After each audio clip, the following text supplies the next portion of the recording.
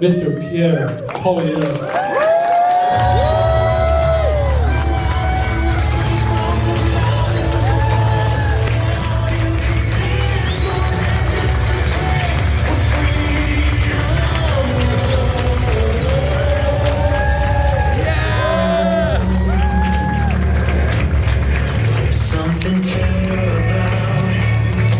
Thank you, Rupert. Great to be with you.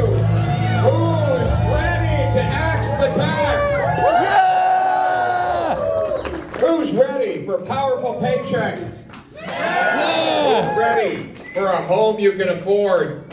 Who's ready to keep your hunting rifle? Yeah! Who's ready to have safe streets again? And who's ready to have a common sense member of parliament that represents British Columbia and Ottawa, not Ottawa and British Columbia? This guy. Yeah! I can't think of a better representative for the people of this community. Someone whose ancestry literally goes back tens of thousands of years, since time immemorial. Someone who grew up living off the land, whose father was a fisherman, was hunted in these lands since he was a little boy, who's represented his community, who was given the great honor of being the Grand Chief of the Haisla First Nation, who was one of the key architects that fought for and delivered the single biggest building project in the history of Canada, the $40 billion LNG Canada project. Someone who's defended his constituents as a member of the Legislative Assembly, always remembering that he did not work for the politicians in Victoria, but for the people on the ground in northern British Columbia. This is the kind of common sense voice that I need at the highest levels of my government in order to make common sense common again in Canada. How does that sound?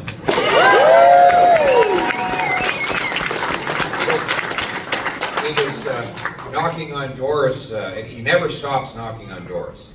Wouldn't that be a true statement, Gina? Yes. This is his boss, Gina. Stand up, Gina. She works in his constituency office. She's the one that helps you get that birth certificate. She's also the director of First Impressions in Ellis's office. It's one of the reasons why he's so popular. And he never stops knocking on doors. One day, he wouldn't stop even though the sun had long gone out. And it was getting darker and darker, and his volunteers said, "Ellis, you're going to start waking people up and losing votes here if you don't knock it off." He said, no, just a few more. And he kept going. 9:30 came, 9:45, he wouldn't stop. Finally gets to this house, lights are all off. He says, okay, this will be the last one. Knocks on the door, babies start crying. A few seconds later, the door opened, and a very angry mother said, "You just woke up my triplets." And not only that, my husband, who is a championship weightlifter, is going to be down in a moment to have a word with you. And Ellis said, that won't be necessary, just tell him that the local NDP candidate came by to say that.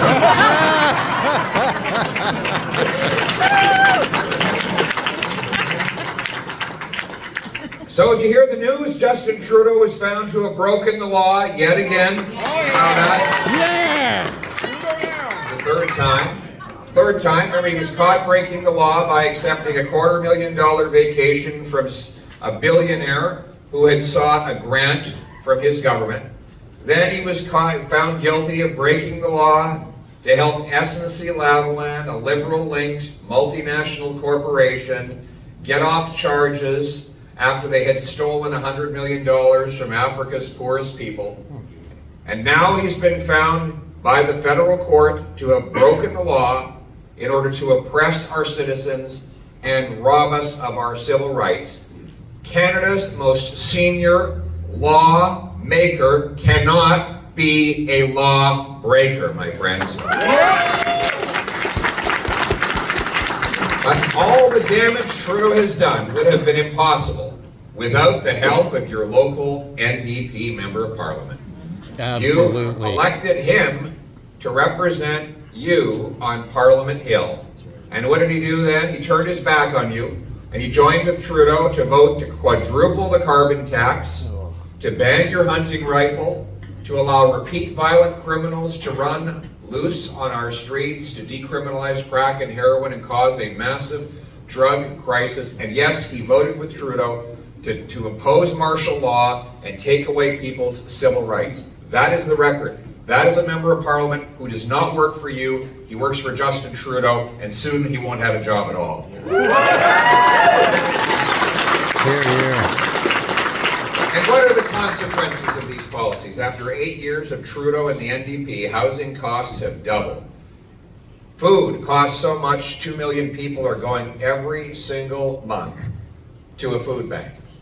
After 8 years of Trudeau and the NDP, violent crime is up 40%, gun crimes up over 100%. Canada's GDP per capita has now fallen for 6 consecutive quarters. It has had the worst GDP growth of any of the G7 countries, and according to the OECD, is expected to be the worst of all 40 OECD countries over the next 30 years after 8 years of Trudeau and the NDP. We have carpenters who cannot afford the homes they build and are forced to live in parking lots. After 8 years of Trudeau and the NDP, we have homeless encampments in places that we never imagined we'd see them before. One in Kelowna, right along a beautiful path that was supposed to be for people to run and bike, and now it's completely closed off. In Halifax, they have 30 homeless encampments in one city. 30. Toronto is now the worst housing bubble in the world. Vancouver, the third most overpriced housing market on planet Earth. And you can buy a castle with 20 rooms in Scotland for a lower price than a 2-bedroom condo in Kitchener, Ontario. That is life after 8 years of Justin Trudeau and the NDP. And more people are giving up hope, falling into a life of drugs. 30,000 Canadians have lost their lives to drug overdoses. And in a few months, the government will start giving people lethal injections if they're depressed and given up on life, as medical assistance in dying will be expanded to people whose only condition is mental illness. And that includes things like addiction. Could you have imagined that our country would be in this state only 8 years ago? The good news is life was not like this before Justin Trudeau and the NDP, and it won't be like this after they're gone.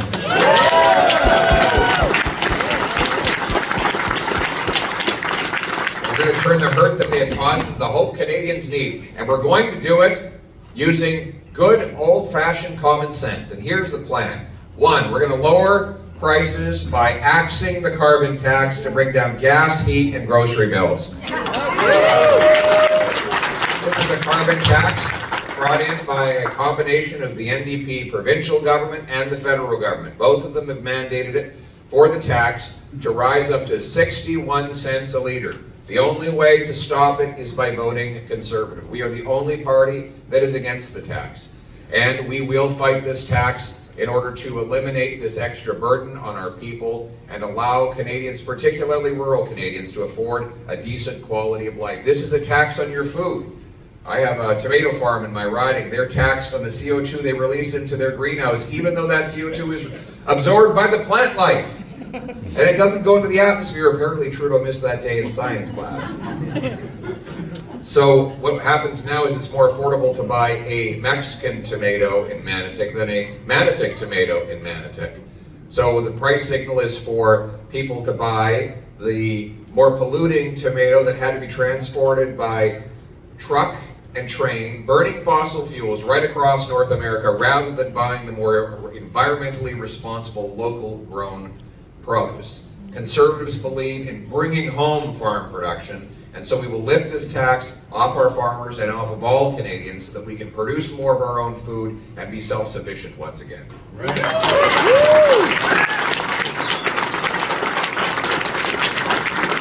We're going to bring home lower prices by ending the inflationary deficits. Money printing always and everywhere leads to higher prices. This is the case over thousands of years. Kings, queens, emperors, presidents, prime ministers who spent beyond their means always like to take the easy ride of creating more cash. But of course, there's no such thing as magic in the real world. The cost doesn't disappear. It just gets passed on to everybody else. If you have more dollars chasing fewer goods, it always leads to higher prices. So it's very simple. So for example, if you have 10 apples, how do you like them apples? You have 10 apples and $10 in your economy. It's $1 an apple. Now if all of a sudden you double the money supply to $20, but you still only have 10 apples, it's now $2 for every apple. You don't get richer by creating more cash. You get richer by creating more of what cash buys. In other words, grow more apples rather than produce more cash. But the reason why the government is creating all this cash is because they're spending irresponsibly. My common sense plan would bring in a firm law that would require the government find $1 of savings for each new dollar of spending brought in. This would impose the scarcity within the government rather than by the government. So every creature in the universe, the fish in the seas, the birds in the trees, have to live with scarcity, maximize use of scarce resources. Every creature except the politician, who passes on that scarcity to other people through higher taxes, debt, or inflation. But by passing this law, it will force the same common sense trade-offs that single moms and small businesses make every day. Either we get this or that. We can't have this and that unless we get a bargain on both. So if you're trying to build a patio, you might have to skip your summer vacation, or you might get a bargain on your vacation and go to the local lumber yard and get some used or disposed of wood in order to build for a lower price, and you do both the vacation and the patio for the confined budget. In government, they have no such confines. They simply add one cost on top of another cost and send you the bill. By internalizing scarcity, we'll force those common sense trade-offs, will require bureaucrats to find the most affordable way to deliver the highest value to the Canadian people. We know that if politicians do not have legal limits on their spending, they will not control themselves. We will bring in a common sense, dollar for dollar law to make sure your money is protected. We will.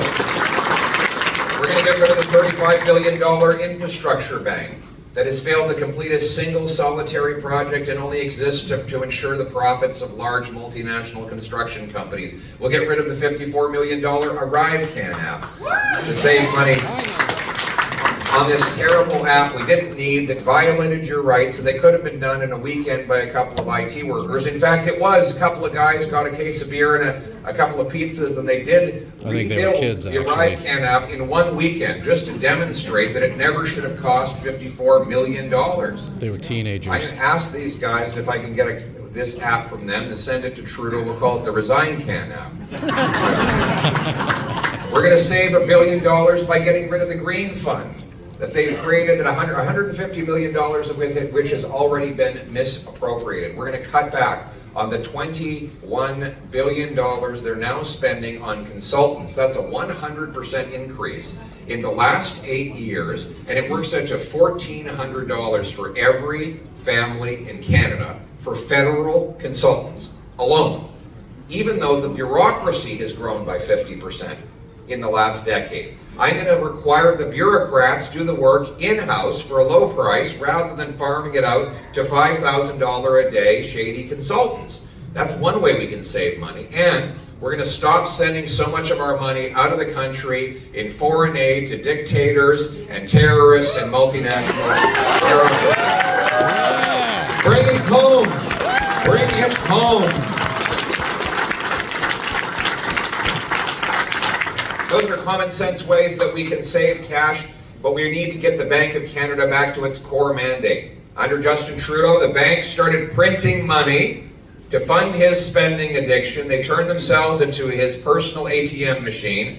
I will bring in a new governor of the bank who understands that he has one job, that is to protect the purchasing power of your money by keeping inflation low. And I will ban the Bank of Canada from bringing in a central bank digital currency.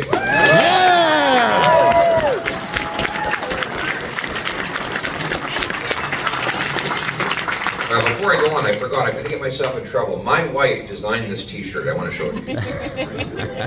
What do you think? You like the shirt? Axe the tax. You can go to bringithome.ca to get one of these things. What we need to do, instead of creating more cash, is create more of what cash buys. In other words, grow more apples, or build more homes, produce more energy, generate more output, rather than just creating the cash that buys that output. Now, how are we going to do that? It starts by ending the war on work.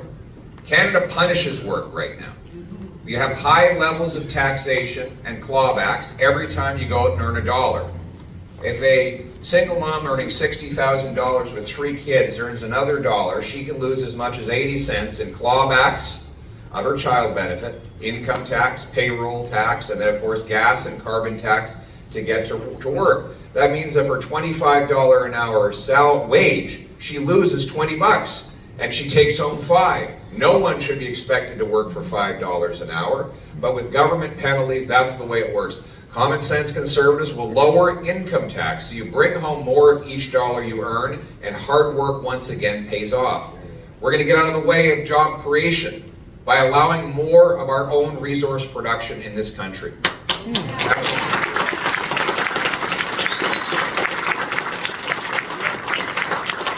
So let's start with natural gas. We have 1,300 trillion cubic feet of natural gas right beneath our feet in this country.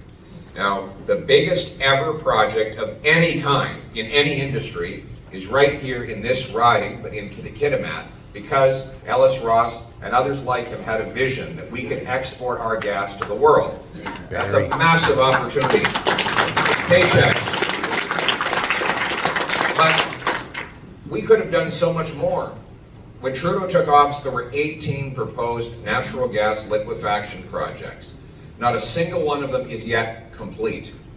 When the German Chancellor and the Japanese Prime Minister came to Canada asking for our gas to break their dependence on Putin, he said there's no business case. Even though the Americans have built 7 in the last 8 years, the Qataris have doubled their production and signed a 3.5 million cubic meter deal with the French to supply Europe. The Germans have built a natural gas import terminal from concept to completion in 194 days, half a year. In 8 years, we haven't been able to complete a single solitary project, and there's only one that's under construction, and it's the one that Ellis worked on. My common sense plan is to by the way, we have an enormous opportunity in this area. We're way more advantaged than the Americans. Let me give you the examples of why. 1, we have the shortest shipping distances to both Asia and Europe from North America. 2, we have clean, emissions-free hydroelectricity in BC, Quebec, and Newfoundland that could power the liquefaction facilities without any pollution whatsoever. And 3, what does it take to liquefy a gas? Coal. What do we have in Canada? It's our most abundant natural resource. Cold weather. In fact, you guys don't know anything about cold in BC. But it gets so cold in Ottawa that Justin Trudeau was seen with his hands in his own pockets.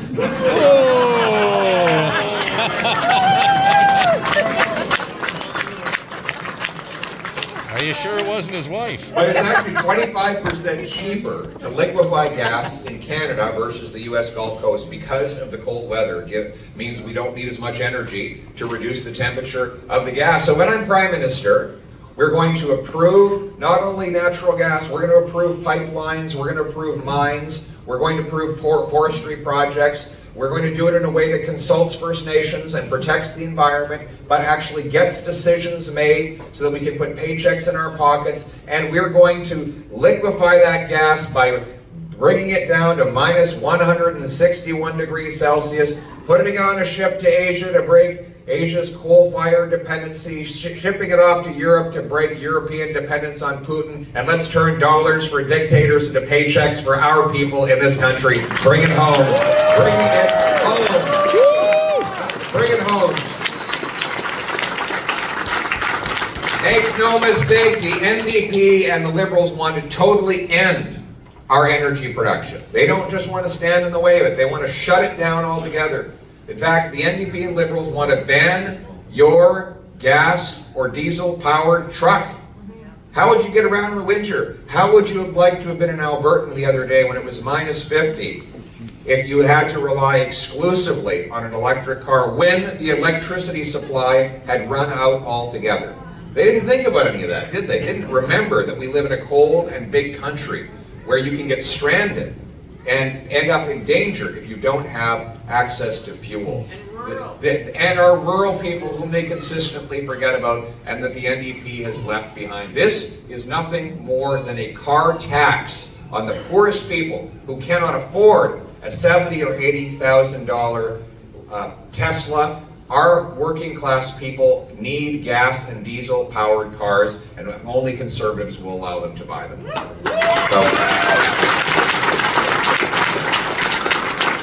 We're going to bring home powerful paychecks for our brilliant immigrant doctors and nurses. We have healthcare shortages, right? And we have 20,000 immigrant doctors and 32,000 immigrant nurses banned from working in our hospitals because they have no way of proving their qualifications. And yet, here in Canada, we have had for 70 years the Red Seal program. Any Red Seal tradesmen here today? Tradesmen and tradeswomen, a lot of them. Here we have Bob. Rob right here in the Zimmer is in our caucus. He's our Northern Affairs shadow minister. It was a carpenter, right? He was a carpenter. And we've had that for 70 years. We have no such thing in the professions. That allows the licensing bodies to shut people out. My common sense plan is to bring in a blue seal system that would allow our immigrants or Canadian kids that train for medicine abroad to come home, take a test, prove they're qualified, and within 60 days get to work in our hospitals, serving our patients and reducing the wait times. And by the way, we will continue to stand up every day and every way against all the COVID vaccine mandates so our nurses and doctors.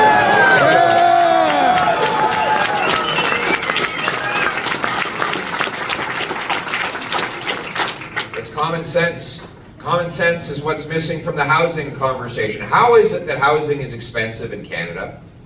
We have the second biggest landmass on earth, the fifth biggest per capita landmass. In fact, if every Canadian was to spread himself out equally, they would each have 33 NFL football fields to themselves, each person. It would be the perfect place to be a hermit. You wouldn't be able to see another human being.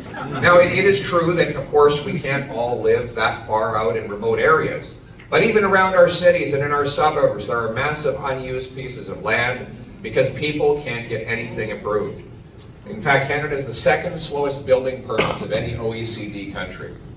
That adds $1.3 million in extra costs for taxes, charges, delays, zoning, consultants, and lawyers for every newly built home in Vancouver. Now, you don't live in Vancouver, but the high Vancouver prices push people out to the Fraser Valley, which pushes people further into the interior, which pushes more people from Okanagan to go further out and further, and the prices radiate across our entire economy. And so now even our rural communities have seen their rent and mortgage payments double. Now, why is this bureaucracy allowed to run so rampant and block construction? Because there's no consequence to them. They don't care. They still get paid. In fact, they're getting paid more. Trudeau sends $5 billion every year to municipal governments and gives the most money to the worst bureaucracies in the biggest cities. So they are encouraged to hire even more gatekeepers to block housing construction. Here's my common sense plan. I will require cities permit 15% more housing completions per year as a condition of getting federal money. If they beat my target, they'll get a bonus.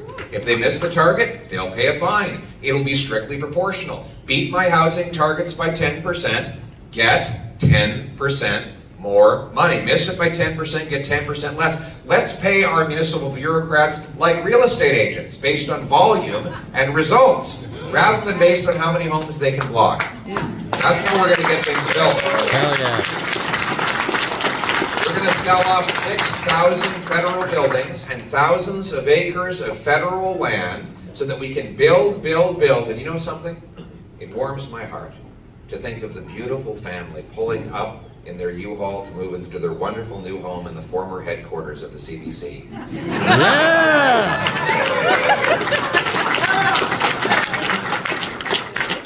And we want these homes to be in safe neighborhoods. Safe neighborhoods again, something we used to take for granted in small town Canada. Folks used to leave their doors unlocked because it was totally safe to do that. Now they're afraid. I was in North Bay the other day. Guy comes to my town hall. He says, I don't normally attend politics. I don't like politics. I never voted. I don't really want to be here. But I just came to ask for one thing. I'd like to be able to take my kids to a restaurant in downtown North Bay without getting stabbed in the face. I was just impressed. Could you imagine? It's insane. It's still a great town. People shouldn't have to live in fear. The downtown of North Bay is clearing out. The businesses are actually moving out into the countryside because they're afraid to be in the core. That's how bad it's gotten in Timmins as well. Same thing. People are terrified of the crime, the chaos, the drugs and disorder that is the obvious result of the catch and release system Trudeau, with the help of the NDP, has brought in. The same 40 violent offenders were arrested 6,000 times in Vancouver. In a year, that's 150 arrests per offender per year. That means they're on average, one of these offenders was arrested every 2 days. The same offender, every 2 days he's arrested. Imagine that. That's sad. How does he find time to do anything else? They're fed well. The police say that often the offender is released before the cop has a chance to fill out the paperwork on the arrest. In Timmins, there was a young guy who went on a ride-along, and he said they picked up this guy, they brought him in, they dropped him off at remand, and then at noon, they arrested him again. He was out on bail and already reoffending. So, here's my common sense plan. We're going to bring in jail, not bail, for anyone who has a long rap sheet. It'll be jail and not bail, automatically. I'm passing a law that makes it impossible for anyone with a long rap sheet to get out on bail if they're newly arrested. They will stay in until their trial is done and their sentence is complete. There will be no parole for them either. Well, they won't be able to reoffend while they're behind bars. Very simple. Well, you know, they might, but they might think twice. You make a very good point, madam. You make a very good point. I don't disagree with you on that. But I will just point out that when the previous Conservative government was in office, and we brought in serious consequences for serious offenders, everybody said that it wouldn't work. All the experts said we were wrong. Violent crime went down by 25%, and incarcerations actually dropped. Why? Because there was just a very small number of offenders who were doing almost all of the crime, and they were back in and out of prison before our changes anyway. The only difference was we didn't let them out to reoffend. So they stayed there continuously, and the soft offenders were frightened by the consequences into avoiding crime altogether. That's the common sense approach that worked before to reduce crime and incarcerations and make our community safe, and that is what we're going to do. But you're right, there is a problem with mental health. I believe the major cause of that is that a lot of people can't find a home. They're terrified about their future. They can't start families or do the things they dreamed about, and they've given up in a lot of ways on life. That's one of the causes. But the other cause is, of course, the drug addictions that resulted because the corrupt pharmaceutical companies pushed the medical system to overprescribe OxyContin, got hundreds of thousands of Canadians and millions of Americans hooked on opioids. Those people then graduated up to fentanyl, and as a result, we've lost over 30,000 of our people. Now, the current approach by the Liberals and the NDP is to decriminalize hard drugs, like crack, cocaine, and heroin, and to give out more opioids. Now, they call it safe supply. They say it's pharmaceutical-grade opioids. Well, pharmaceutical-grade opioids are what caused the problem in the first place. And I would suspect that if we did a little bit of research, it's the same corrupt pharmaceutical companies that caused the addiction that are making money off it today, subsidized by your tax dollars. 100%. That's what's happening. Yeah. So, yeah, well, here's where, that's actually, if you remind me of something, this is actually not a joke. If I could just go off for a second here. The Liberal government actually was trying to think of how they're going to cut back on consulting fees, so they hired a consulting firm to look into how they could save money on consultants. But here we are, we're hiring pharmaceutical companies to give more drugs to help us get our people off drugs, right? And how's it working out? The chaos is only spreading. So in the States, they sued the big pharma and they got $54 billion. Here's my common sense plan. I'm going to stop giving out taxpayer-funded drugs, instead give out detox, treatment, and rehabilitation to bring our loved ones home drug-free. Beautiful, beautiful. Put that expense on the big pharma. Yeah, well, let's come to that in a second. We'll be bringing in beautiful treatment facilities where addicts can come in, get detox, counseling, group therapy, sweat lodges, yoga, and other physical activity. And then we'll have supportive housing close by so that people can graduate out of the treatment center into an apartment, come back for a counseling session, maybe get in a workout, or better yet, mentor incoming addicts and create a virtuous cycle that will help us bring home our loved ones drug-free. And you're right, we are going to sue Big Pharma and force them to pay for this. Yes!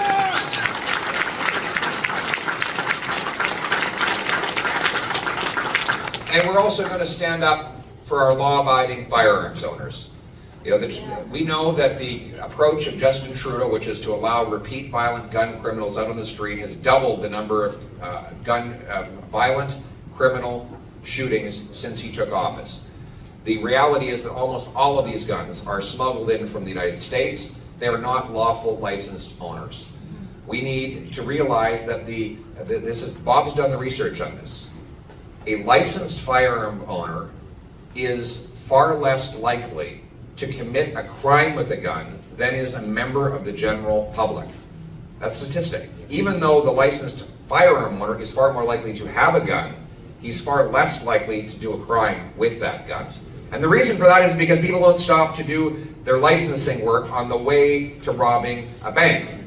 Criminals don't get pals or are pals because they're criminals. And they don't respect criminal code laws, therefore they're not going to respect licensing rules. We should be spending our time going after real criminals, and that's what our common sense approach does. We will reverse Trudeau's ban on hunting rifles and on sport shooters, and we will put the resources into bolstering our border to keep illegal guns and drugs out and to stop our stolen cars from being shipped overseas.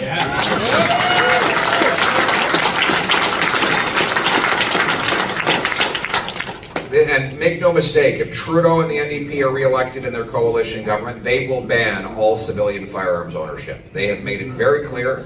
Trudeau, C-21 is just the start. They wanted to go way further.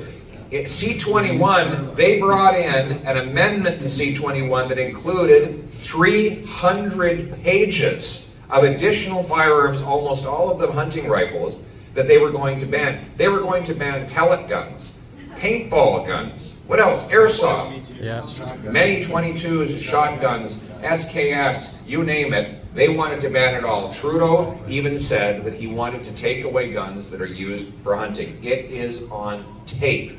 That was what he said in his Christmas interview of December 2022. That is the agenda. And if these guys get back in, you're all losing your hunting rifles. There's no question about it. Pierre Poilievre and the common sense conservatives will protect your right, the ancient right of Canadians to hunt and harvest the wilderness for a living and for sustenance and for recreational enjoyment. That is your right, and we will protect it.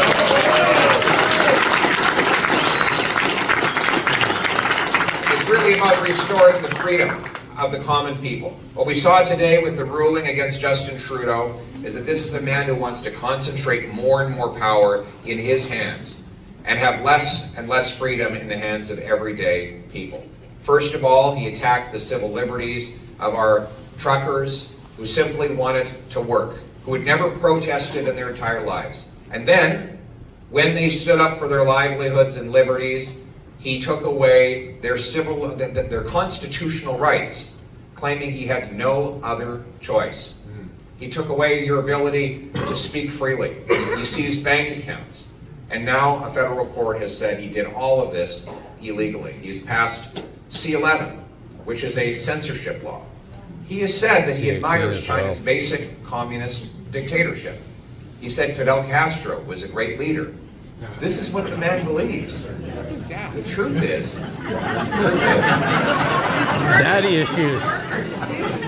yes, he's killed he's fired many federal workers who had been loyal and had done their jobs with faithfulness and duty, and had given them no compensation whatsoever without any science. And those rules, many of those rules remain in place today in the armed forces, for example. He did all of this. He did all of this because, you know, he said he's a liberal. Liberals used to believe in liberty. And conservatives believed in conserving it. That was the common sense consensus that made this the most wonderful place in the world to live. But Justin Trudeau is a radical departure from the common sense consensus that we enjoyed in this country for over a century. He believes in control. We believe in freedom. That is why common sense conservatives will repeal the censorship law. We will never abuse the ability to use an emergency act. We will not impose martial law to shut down political opinions with which we would disagree. We will not allow the Prime Minister's police service to arrest journalists. We will ensure that universities that get federal funding respect Section 2B charter rights. If you want to debate Jordan Peterson, try it, but you can't silence him. We have freedom of expression in this country.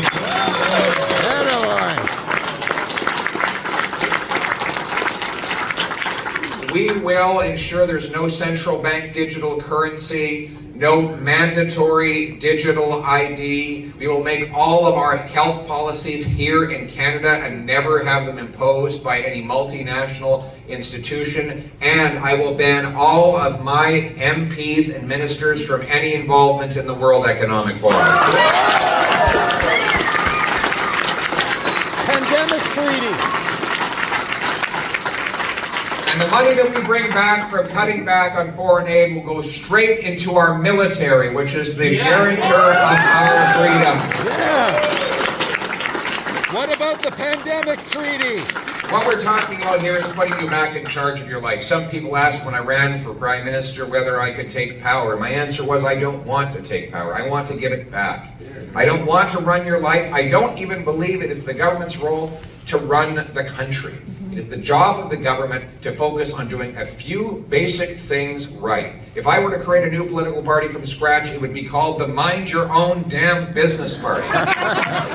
It would be a party where we let you make your own decisions about your own life as long as you're not hurting anybody else, that you can choose how to spend your money, formulate your opinions, worship God in your own way, raise your own children with your own values. That is what a government should do. Some people believe that the so-called ordinary people cannot make these decisions, that we need a wise and virtuous elite of angels to tell us how to live.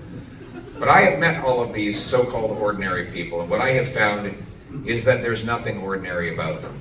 The waitress that carries 10 plates on 2 trays and serves 15 tough customers at once, works back-to-back shifts, and then comes home to teach her kid math while balancing her budget on a minimum wage salary is not ordinary, she is extraordinary.